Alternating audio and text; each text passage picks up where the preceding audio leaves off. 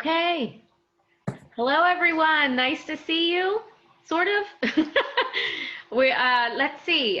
We just had a little technical glitch, but I think we're all ready to go. So welcome everybody to the Masters of Kent Summer Series. Even though it's almost not summer anymore, but we're still doing our summer series.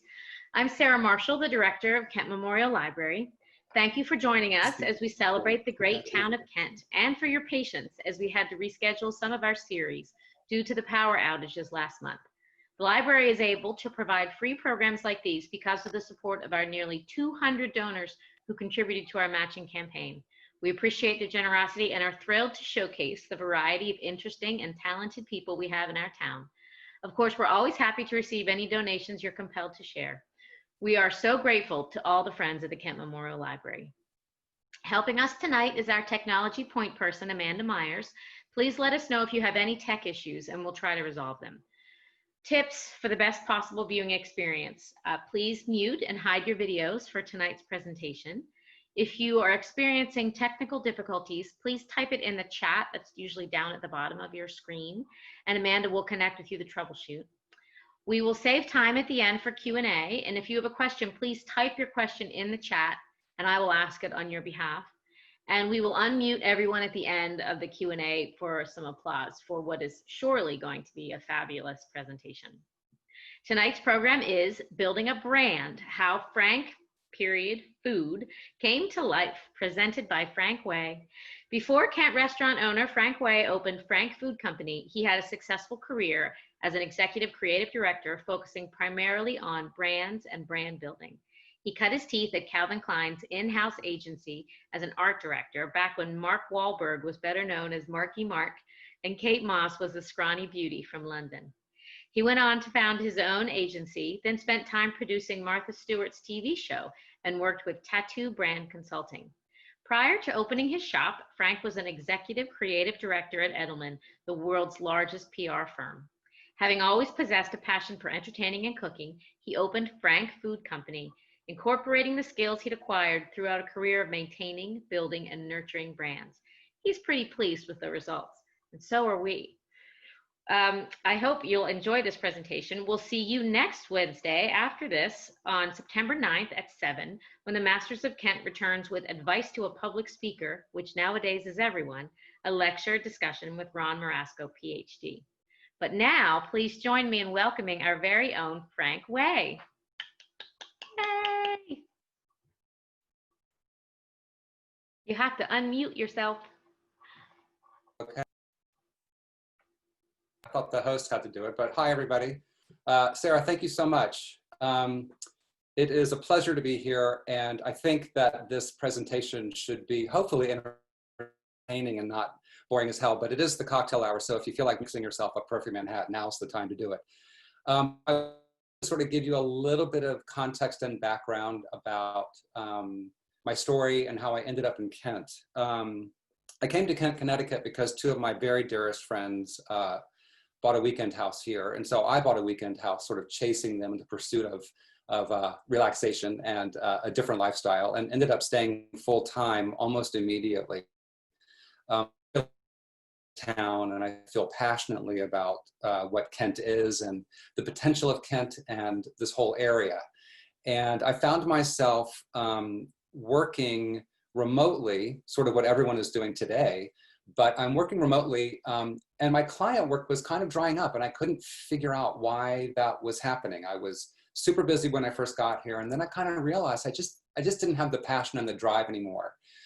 In other words, I just didn't give a hoot. And so I ended up sort of seeking different avenues of what I could do to support myself in this wonderful community without having to keep a foot in the city and sacrifice what I thought was a pretty wonderful life up here.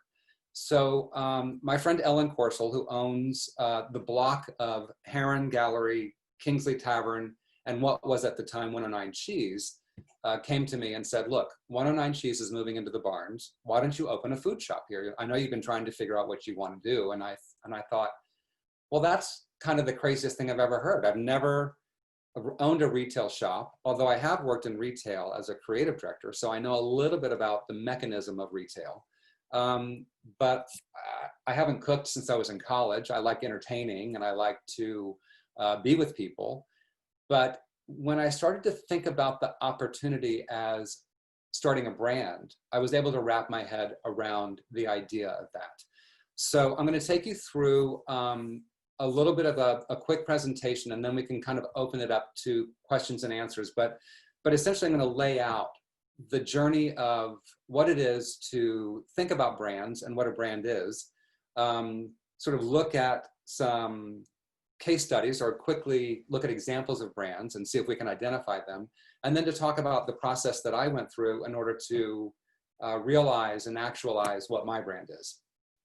So I'm going to switch to, Amanda's going to help me.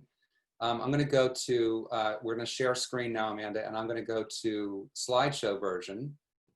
And I'm not sure how to know whether or not this is working. Can you give me some sort of a clue? Yes. So did you start at the share screen? You hit share screen? Okay, I have not. So let me do that. Okay. So share screen. Mm-hmm. And then you should be able to see the file.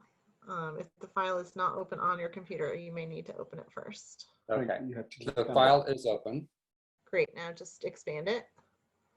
Are you seeing it? Yes. Okay.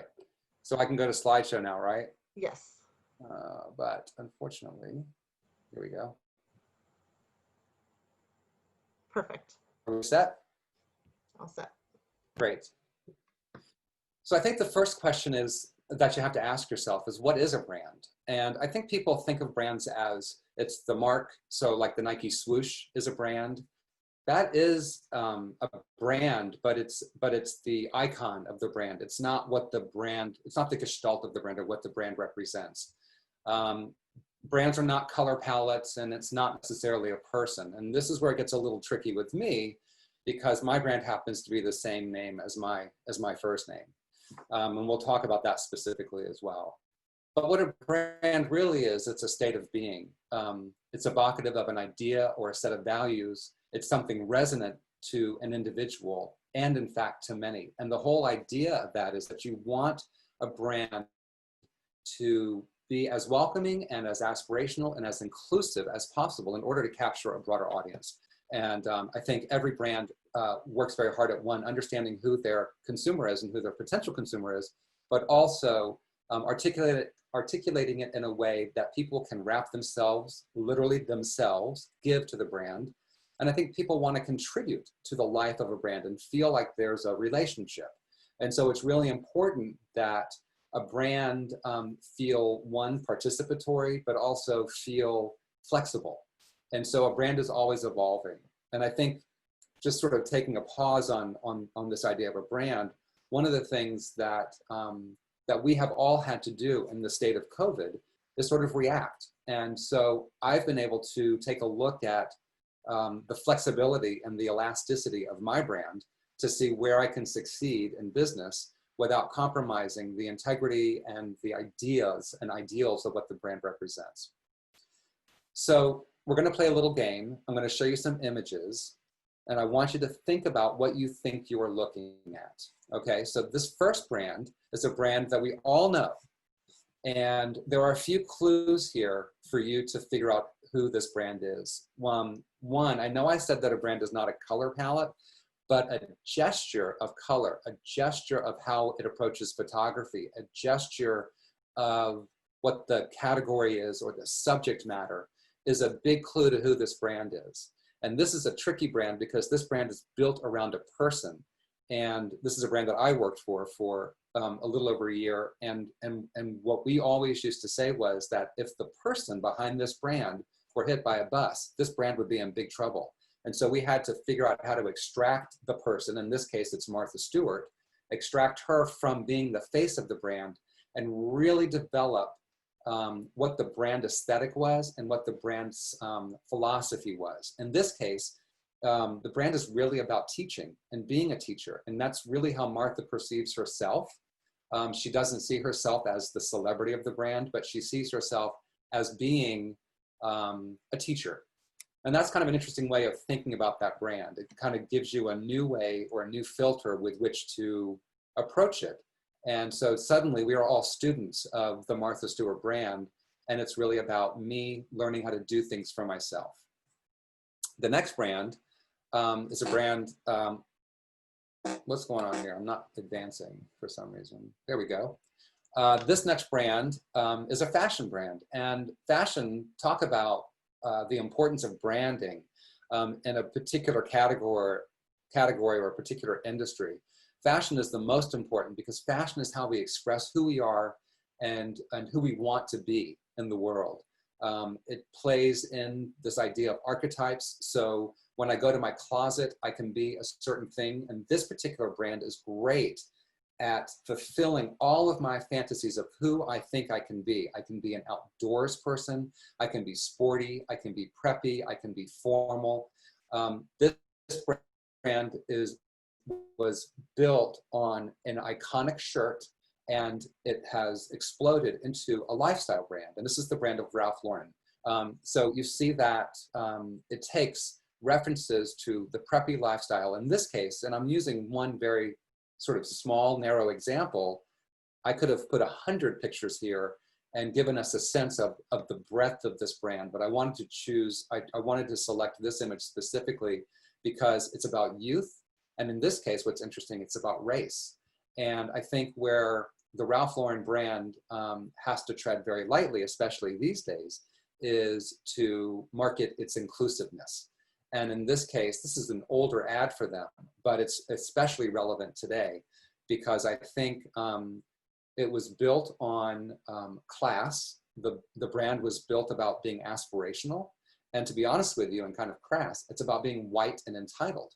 And so it's really important to make sure that this brand doesn't exclude you, but allows you to have aspirations for yourself. And that's that whole idea of the relationship between the brand and the user or the consumer or the customer. The next example you'll recognize immediately. It's all about minimalism. It's about design. It's about technology. But in this image, which is their store, it's about connecting. And that's really the essence of what this brand is. Of course, this is the Apple brand. And they've done a phenomenal job of starting with desktop computing and a laptop computer and really looking at the aesthetic of the machinery and the experience, the user experience. And they've turned it into another lifestyle brand. This is really about our devices being integrated into our life and into our world and our dependence on these devices. And so we as Apple users, and I'm an Apple user and an avid fan, love this brand. I'm passionate about this brand and I reject PCs. And so it's interesting, people who are PC users kind of reject this brand as well. So it becomes this whole sort of duality. You have, like it's the either or the or, the black or the white, the negative or the positive. And in this case, it's about really creating something that is about empowering. So those are just some quick examples of how brands have taken sort of a philosophy and how they articulate it in their store experience and the world and how you as a consumer experience them. So really, the idea of a brand is to discover the power of one voice and to find that one voice. So we are seeking to offer smart access to the individual. And this next little section here is really important. It's about what is lighting them to their future self. How are they dreaming of their future lives? And how are they crafting their future world? Of course, this is all about future-based thinking, because what we're trying to do is we're trying to give consumers, we're enabling them to be their best selves. Talk about a brand who has really done that well is Oprah Winfrey. She takes that idea, live your best life, and she really puts it on the line, and it becomes the essence of her brand. And so brands are really trying to help enable you to be your best self, to live your best life, and to live your best future life. And the future aspect of this is really important because it's really talking about aspiring and what I aspire to be my most idealized and best self. So then once you acknowledge and recognize that, then you develop a lens, and it's through that lens that you begin guiding cognizance about how the consumer engages with and immerses in brands and products, but it's also how they invite the brands into their evolving experience of being, of who they are. And that's a really interesting way of thinking about brands. And I think it's more and more important today as we get lost in the noise of consumerism and the noise of data that comes into our lives every minute. What is it that's going to really resonate and be probably the most poignant in my life, the most prescient in my life? And that prescience is really, really important. So I've been trained, I worked for a company called Tattoo Brand Consulting, and we were based in San Francisco. We developed a system, and we believe that every brand has a set of values, and those values are emotional, rational, sensory, societal. And there are two ways of thinking about societal: inner directed and outer directed, mythological, technological, and temporal. I'll explain what all of these are, and it's really important to understand them, and also to understand that every brand has all aspects of this. It's just that when you think about communicating and marketing a brand, or making certain business choices around a certain brand, you want to try to find the three that are most relevant to that, even though all of these values will be alive and active in the brand. But when you want to communicate something, you want to try to find the most important three. So when you think about emotional, emotional is obviously how it makes me feel. Rational is the sense of logic of a brand. Sensory is the way that the brand feels in my skin. It's about touch. It's that sensual, immersive idea. Societal is a very interesting aspect to a brand because it is the value that I think you perceive me as having or being by being a user of that brand. So that's the inner directed. And then the outer directed is how I judge you, or how I think about you for being a user of that brand, and the values that you convey for being a user. Mythological is the aspect of a brand that makes you believe something, whether or not it's true. So there could be mythology, and it can be true, but it's usually something that's idealized, and it's definitely something that has a little bit of mystery and magic to it. Technological is how the brand works. It's the functioning side of the brand. And then temporal is the sense of time that the brand gives you. And I think a lot of brands shy away from playing with temporal. I think temporal is actually a really compelling place to play. So now I'm going to take you through a way of showing you how these values came to life, or can come to life, by looking at the auto industry. Typically, I would play this as a game. If we were in person, I would sort of make a game of saying, I'll describe the brand and you have to identify it. But instead, I'm going to show you the brand. I'm going to tell you why I believe those brands are those things. So the first is the rational. I put Volvo here because Volvo is about as rational as you get. It uses the crash dummy as scientific proof that it will protect your family. So you know that it is using very hardcore data and logic to validate and to give value to that brand. Another very logical and rational brand would be Honda. It's a very practical. Subaru also plays in that very smart, logical place. Let's go again. That's the next slide. Okay. In the emotional space, I chose Audi. And I chose Audi because Audis are designed as race cars. And they want you to feel that sense of speed, that sense of excitement, that sense of living fast and really pushing the edge and really pushing the envelope.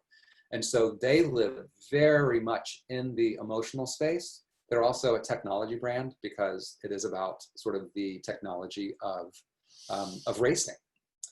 For sensory, I chose this classic Jaguar. And I chose it because a Jaguar is all about sort of the plush leather interior and the burled wood and the way that the smooth drive makes you feel luxurious and protected and smooth. It's a really elegant vehicle, and they have carried that forward in all iterations of their models.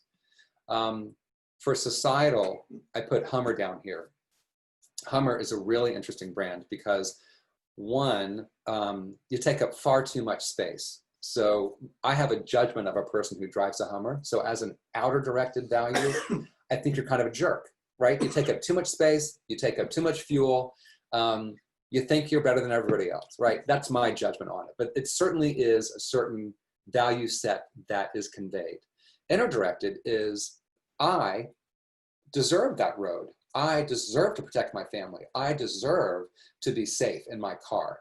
This is a car that has seen war, and I am taking care of myself and my family. So you can see where the societal values work inner directed and outer directed with this particular brand. For mythical, I chose the most obvious, which is Porsche, because Porsche, as you know, has, let's call it some baggage, that men of a certain age buy the Porsche when they're maybe in their 50s, when they're having a midlife crisis, because it makes them feel virile, and it gives them drive, and it makes them feel younger than they are. Whether that's true or not, you know, another brand that could live in the mythical space and does would be Hummer, because that's a desert vehicle designed to for combat and war, and yet we've turned it into this urban experience. And so that also has a lot of mythical values as well. You can start to see how these things come to life from a marketing perspective. The next value is technological, and the one that is the most overt would be BMW. It's what do they call themselves? The ultimate driving machine. So they put machine right into their marketing. So that one is very clearly a technological brand. And then finally, temporal, which is the sense of time. DeLorean plays really comfortably in the space because it's about the future. Remember, Back to the Future was the car they used. And so it's always cutting edge. Tesla is definitely a temporal brand because it is also about the future and where we're going with this. So, so you can start to see how these 7 value sets start to come to life. So now remember I said that you want to try to find the 3 values that are the most important for your brand. And so you have a little bit of a hierarchy. And the objective is to find those 3 that can live at the top, and not to forget that the other 5 live below it. They still live there. But from a marketing perspective and a communications perspective and positioning, you probably want to try to find those 3. So here we are. That's what I do. And I've been given this opportunity to take over the space that was formerly known as 109 Cheese. It was also formerly known as Strobel's. And there's still a lot of history. People come into the store today and they say, whatever happened to? Or do you make that great dessert that Patsy made? Or whatever it is. And so I contend with what people loved and held dear to them. And Patsy had the longest history because she was there for, I think, 35 years.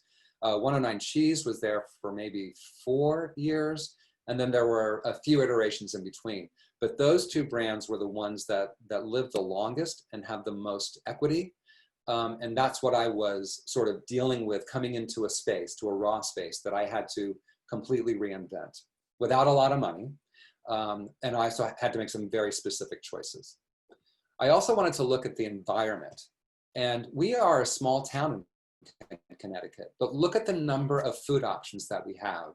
You know, on my direct neighbors are Kingsley Tavern and JP Giffords. And then just down the street, I have Swift. And then further down the street, I have The Villager. I have Kent Coffee and Chocolate. I have Kazi's Pizza. I have Fife and Drum. These are very valuable brands. And now there's Namu, there's Pizza, you know, Kent Pizza Garden. There's Shanghai, the Asian fusion restaurant. So there's a lot of noise in the food space in Kent. And I had to figure out, how am I going to make something that's a little bit different? That's, one, not competing with my literal next door neighbors, but also offering something that you can't find anywhere else in Kent and ultimately anywhere else in Litchfield County. And so I had to really start to think about what I wanted the brand to be from an offering perspective, but also from an experience perspective. Then I wanted to look at the town of Kent and say, okay, so there's an interesting thing here. Kent, Connecticut is sort of the epicenter of fall foliage because of a Yankee magazine article that was written years ago that said, if you want to see fall foliage, you go to Kent, Connecticut. And that drove a lot of traffic, and it still does. That article has a lot of equity. People, it rises very high on search. And so when people are looking for fall foliage, they come across that article and they land in our little town. But look at this main street with the Heron Gallery, with Kingsley, with House of Books, with the Barnes. And then of course behind and across the street, there's a bunch of other options. So there's a very vibrant main street. There's history with the covered bridge. There's the Appalachian Trail. There's the Kent Falls. There's the Kent schools. There's Marblewood. There's South Kent, and there's Kent School. So there's a lot of stuff that's being offered in this town. And I had to figure out, based on that, who's my audience? You know, am I locals? Am I weekenders? Am I tourists? Am I students? Well, I think I'm all of them. And so that again started to drive some of the choices I made as I started to think about what my brand was going to be. The cool thing was that I had the opportunity to invent something. I didn't have to deal with rebranding or dealing with something that had a lot of equity, necessarily negative or positive. I got to start from scratch, and that's a great position to be in. But I did ask myself, what is missing from this town? And we all know this green very well. We love this green, and this green is privately owned. It's not really a green at all. It just happens to be an open space that we can go and we can picnic, but we can't gather there unless we have the permission of the owner. It's not where our farmers market is. It's not where we do have rallies there occasionally, but it's not, there's no real gathering space that's open to everyone at all times. And so that started to make me think about what my brand could be. It could be this invitation to be something that's about society and being social. So I had to come up with my objectives. I don't think Kent needed another food shop. I certainly didn't. I think there's plenty of options and everyone does a really good job. But what I could do was I could create a place for everyone. It needed to be social in its essence. I wanted it to be local. And I meant that not as in local to the offering, and yes, it is, but also local sourcing, local environmentally, that it was sensitive and thoughtful and about supporting what it is to be a small and local in the way that American Express does it on certain Saturdays during the holiday. But I also wanted to make sure that the offering was authentic homemade food. That was really important to me because I know that from my restaurant experience, which dates back 35 or 40 years ago when I was in college, I needed to make food that felt real and homemade. And that was really important to me. And therefore my food is expensive to produce because it is homemade. But that's a whole other issue. Then I wanted to look at the qualities of what I wanted the brand to embody. I wanted it to be real and authentic homemade food. So that word real and authentic were really important words to me. I wanted it to be honest in its approach, meaning I didn't want to repackage things. I wanted to be sincere in how I approached food and how I thought about food and what I wanted my food to be.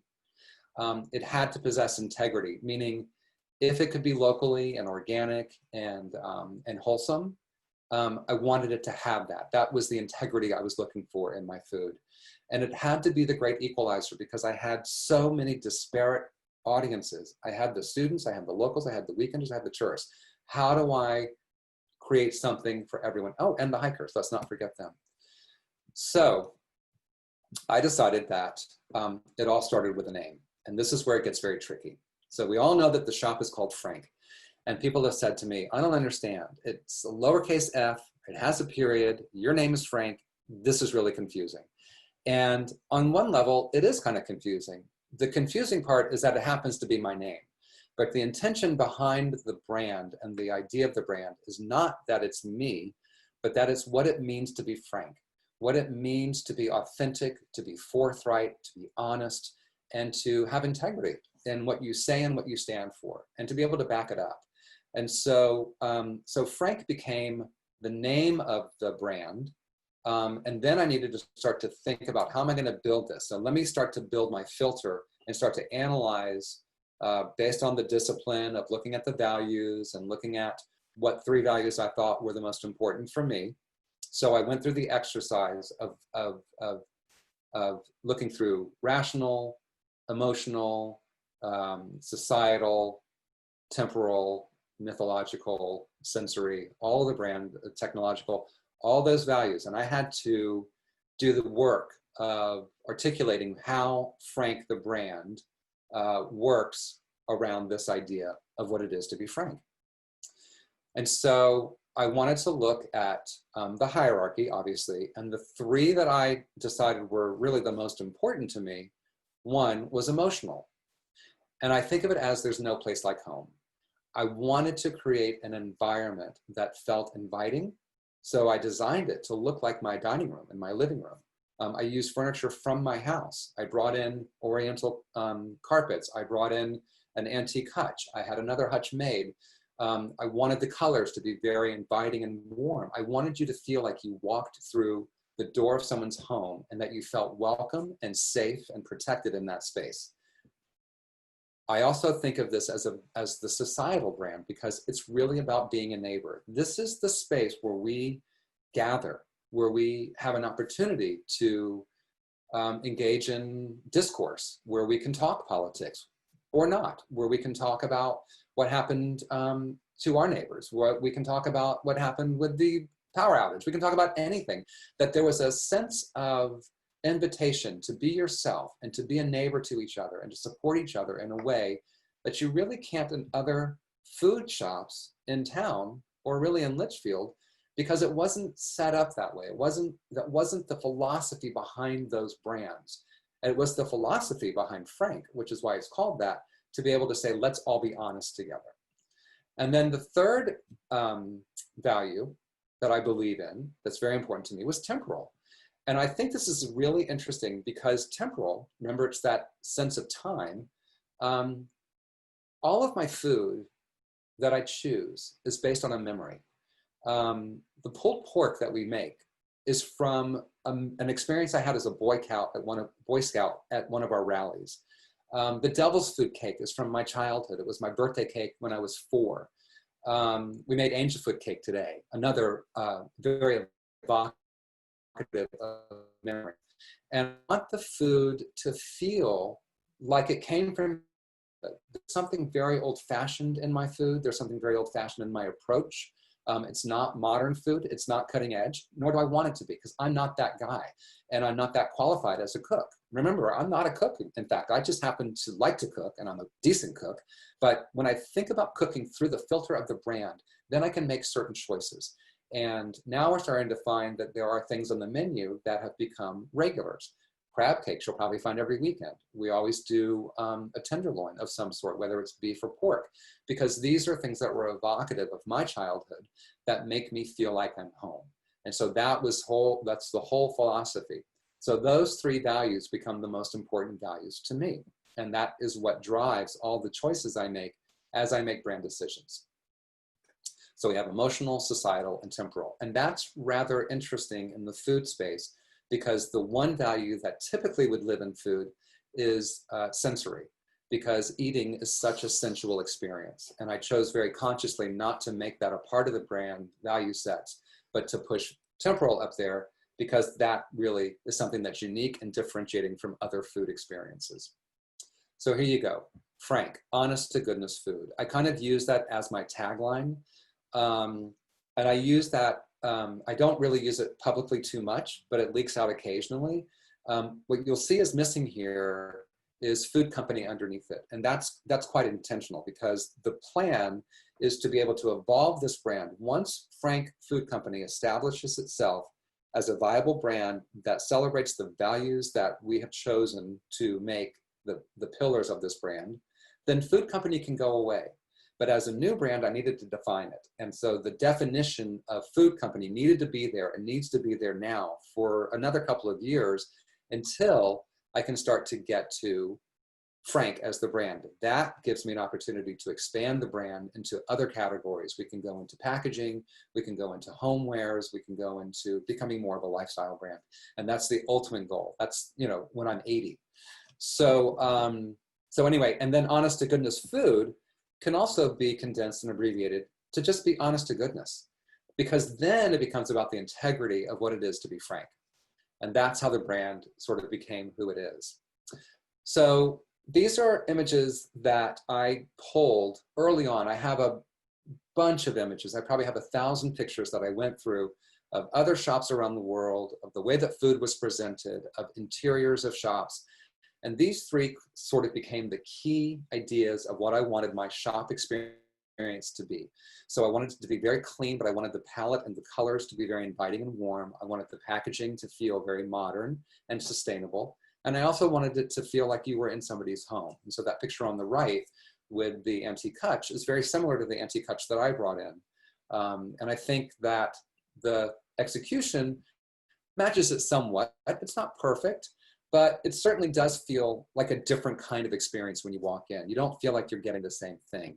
But I think most importantly, when you walk through the door, it's not necessarily me that greets you, but the person who greets you will always greet you with a smile, and they will always acknowledge you, and they will always say, you're welcome in this space. And so that's what the Frank brand is about. And I thank you for taking the time to listen to me go on and on and on ad infinitum about how I created my brand, but that's how I did it. And I hope you enjoyed. Thank you so much. Hey, that was wonderful. All right, now it's time for questions.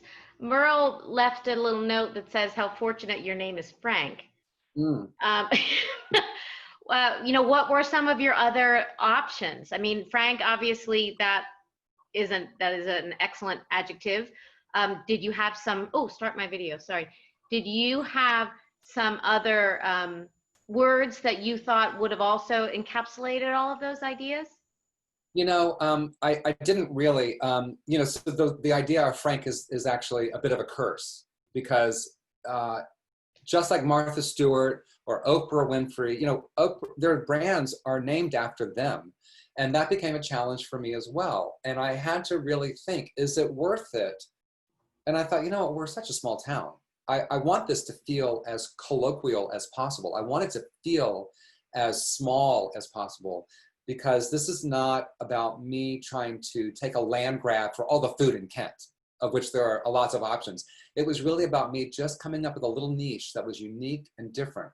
And so the other options were, you know, I was playing with things like the General, or, you know, Kent General, or things like that, because I really wanted to be able to,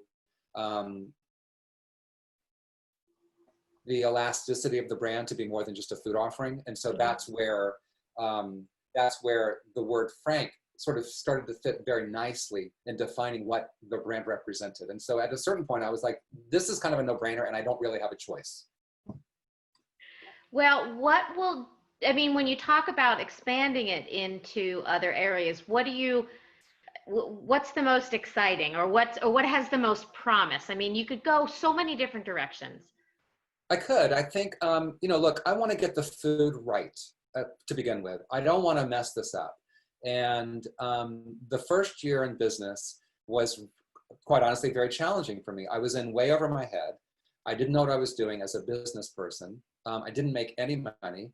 And I spent way too much on hiring other people to take care of my food for me.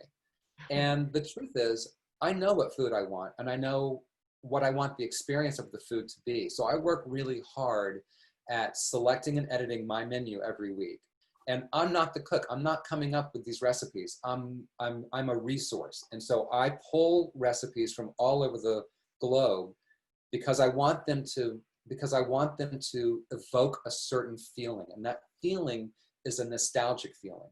And so where the brand can go is, once I get the food right and I get that sense of history, that sense of authenticity, that sense of integrity, then I can start to think about, okay, so how am I going to translate that into, say, homewares? What is it? How would I start that? Would I do packaged food? Probably. I might package, say, my granola. I might package my cookies. Those are proprietary recipes, so those are my recipes. The things that I invented, you know, I might want to package. But then can I expand a little further and go into kitchenwares? You know, what's the equipment I like to use as a home cook? You know, because that's all I am.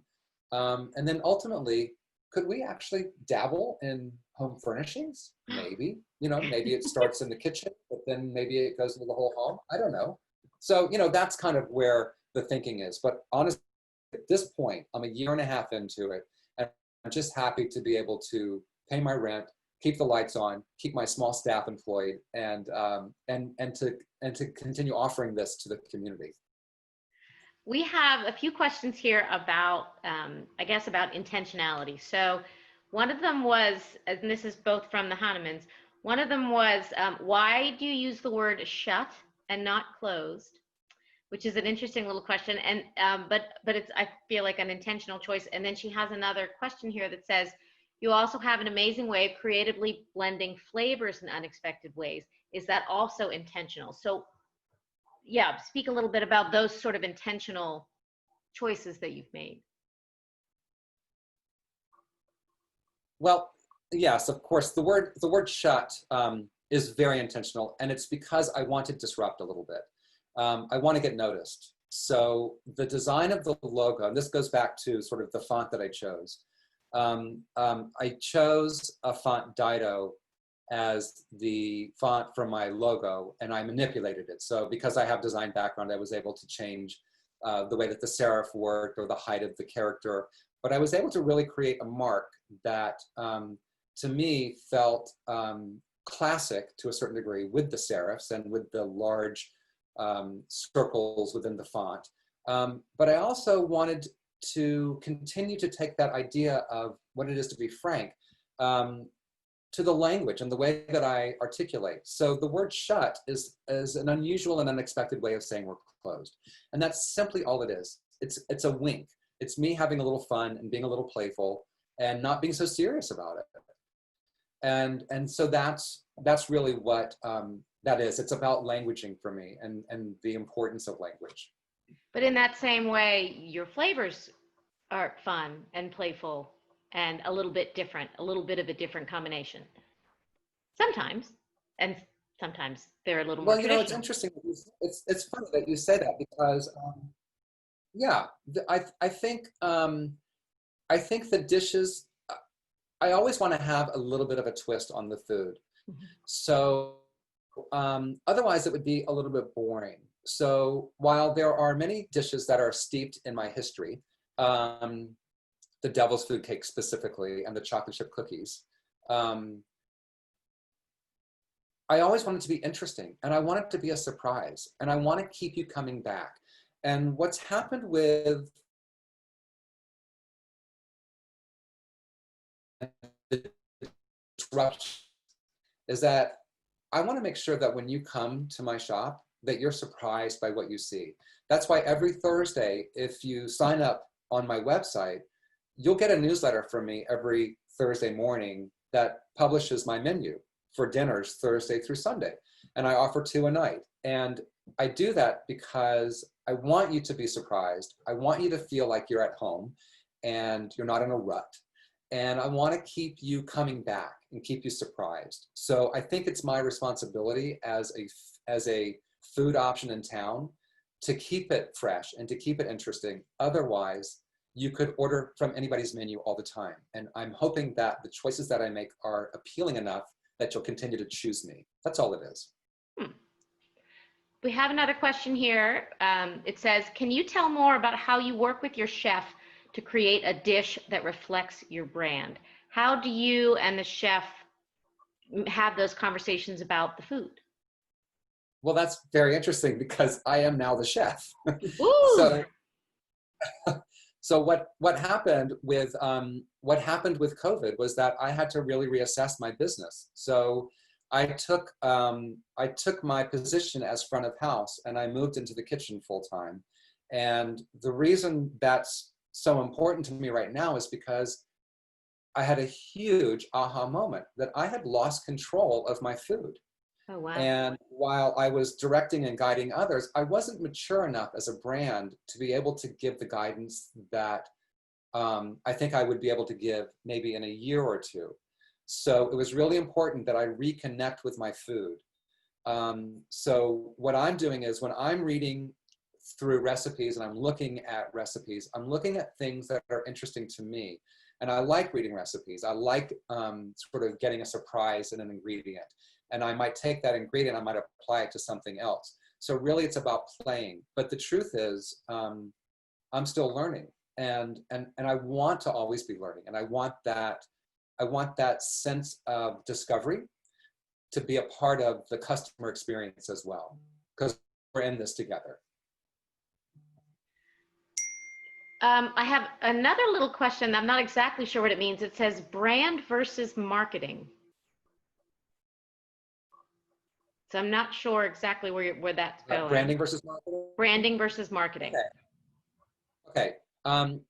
That's a really great question, actually. So because I'm a marketer at heart, I'm going to look at my brand as the filter for how I market myself. But when I talk about brand, I'm talking about the essence of what my brand represents. So when I say things like integrity, honesty, forthright, those are brand attributes. That's what my brand is. That's what my brand represents. How I market it, I have to communicate those ideas in the marketing that I do. Right now, the only marketing I do is my newsletter. And it's very intentionally first person, spoken from me to you. And I do that because I want it to feel like an intimate conversation.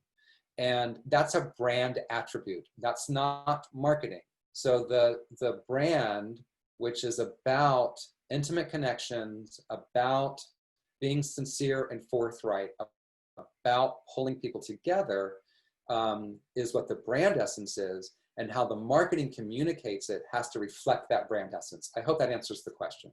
I think so. I think so. Do we have any more questions from the peanut gallery over here? I think I've got most of them. Yeah, there was a question about, Lucy asked how your brand has changed since COVID came into our lives. Other than staffing, have there been any other changes? Well, obviously the format is very different. I don't offer indoor seating anymore. If you remember, my tiny little shop was only allowed to have 15 seats legally. And somehow I was able to squeeze 6 people into the windows, and then I had my 2 four-tops, and somehow it worked. But what happened was, because we weren't allowed to come inside anymore, I had to look at my patio as a potential space, but I didn't want to rely on it because of the seasonality of what a patio represents in our environment.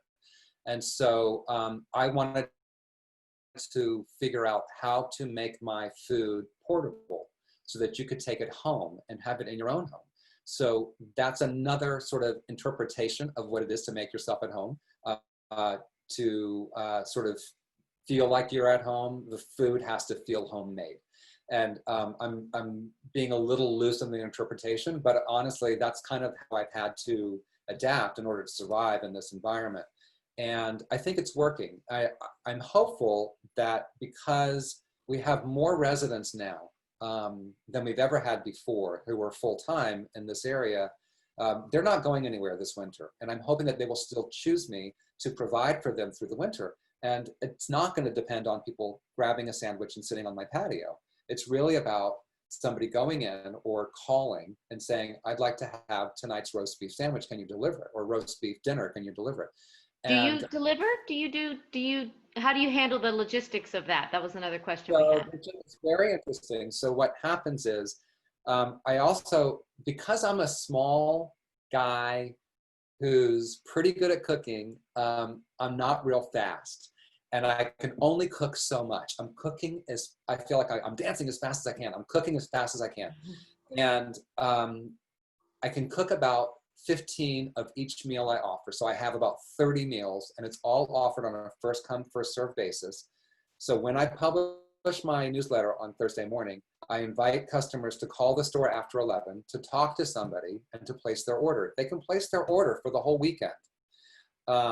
And they pay for it in advance. And then at the end of each day, if they want home delivery, we'll deliver it to your house. We'll do one big run. It takes about an hour to an hour and a half, depending on how many families we're supporting that day. And we deliver starting around 4 o'clock, so you get your food hopefully by 6, no later than that. And that's been working so far for us. I mean, people get it, people enjoy it. I think people like calling the shop and having a conversation with a person. But the real secret is, the reason I can't have people ordering online is I don't know the technology and I can't control my inventory, because I don't really don't really know how much I can cook until I cook it. So it's still a mystery for me. That's a part of the thing I'm figuring out, which is kind of fun. We have two very specific menu questions. So Okay. the first one is, tell me more about the crab cakes. And the second one is, will there be chocolate chip cookies this weekend? And that they missed the avocado toast in the morning. So here are three Okay. favorites. Tell us about them. I should have started a rule at the things that are not on the menu. I just can't do them. But anyway, so no, we're not going to do avocado toast anymore. That is made. So the challenge for me has been, how do I make the food feel fresh and not made to order? So how do I make food that can carry, right? And I've had some failures. I'm not going to lie. I've delivered some pasta that I think was inferior to the quality that I expect. But I've also delivered some pretty good things that are surprising, like the beef tenderloin travels really well and it reheats beautifully and it doesn't dry out and doesn't get overcooked. And so, you know, that's a part of the experience that I feel like we're all doing together. But there's also, so to answer the other question, yes, we will have chocolate chip cookies this weekend. The crab cakes are a variation of an Ina Garten recipe, if you must know. Ina is my hero. She is one of the most accessible cooks, but I have a lot of heroes. I love Alison Roman. I love Cafe Giusti in California. I have a lot of heroes, but what I find is that Ina is accessible in a way that gives me the foundation that I can then play with and add to and sort of make it my own a little bit. But you know, it's all sort of play. We're all just kind of discovering it together, and that's the fun of the brand, I think. There's a lovely compliment here for you. I think we're probably on our way out, but just so you know, it says, this is from Crystal from Newtown, who says, you are very engaging, and I look forward to seeing the Frank experience firsthand. Oh, excellent. Oh, good, Crystal. Well, come to Kent and enjoy some fine food. Everybody, if you haven't been there, everybody should try it. It's so good. Well, thank you. Thanks, And any more questions before we call it a night? I think that's everybody that I got. Thank you so much, Frank. It was fabulous. Let's have everybody turn on their cameras and their microphones, and we can give him a big round of applause. I think you just have to click your little button there. We see some faces. Yay! Thank you, Frank. Thank you, Frank. That's great. On down the hill, Frank. I'll open a bottle of wine. It was great. Enjoyed it so much. Oh, good. It was so engaging. It was wonderful. And I'm hooked on your scones. Ina helped with that again. Thank you. Yeah. The best. Thank you so much. Thank you. Thanks, Frank. Thank you. Thank you. Thank you, Frank. I love your interior design. It's beautiful. Thanks, you guys. Take care. Thanks, Night. everybody. Take care. Bye. Thanks. Awesome. Well done, See you Frank. next week. Excellent. This one. Okay, see you guys. Bye. Thanks, Frank. You can go now.